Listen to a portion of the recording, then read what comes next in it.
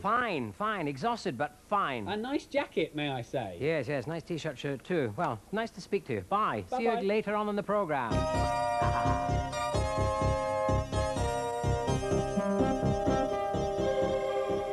Hello, and welcome again to What's Your Story? And what a story it has been. Not only the episode that you've written and we're going to do soon, but also the fact is that over 50,000 of you phoned in. And because of that, British Telecom couldn't cope. The whole system kind of broke down. But we did manage to get some of your stories, and we put them together. And remember, try and phone in again today. And British Telecom are going to work very hard to make sure as many of you can get through today. So phone from John O'Groats in the north of Scotland to Corvac and beyond in Cornwall.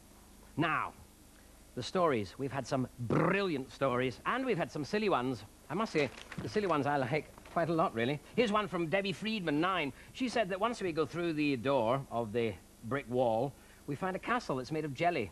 Well, we didn't do that because I thought it might take too long to set. And then we've got another one here from Lisa Freeman. She's 9. She's from Greenford, and she says they fall asleep for 24 hours. Well, we thought that may be a trifle boring, you know, 24 watching actors sleep.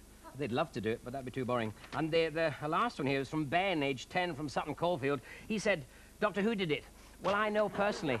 Doctor Who didn't do it because he told me. And anyway, he can't do it. He's on television at 7:35 on Wednesday. So if you'd like to see him, watch him then. But here's our story. We've put them all together, we've mixed them all up, and this is what we've come up with. The spelling's not improved. And here are the names of those involved in this episode. Now, don't be surprised if only part of your idea has been used, because we wanted to use as many writers as possible in this episode. And for any of you that have just joined us and don't know what's happening, well, I'll tell you what's happening later on in the programme. And now, for the story. Stephen had a phone call from Laura, his cousin, about her father, Miles, who had disappeared. So they decided to go and see him, and they travelled by train to Cornwall. When they got to his secluded cottage, they found it had been ransacked.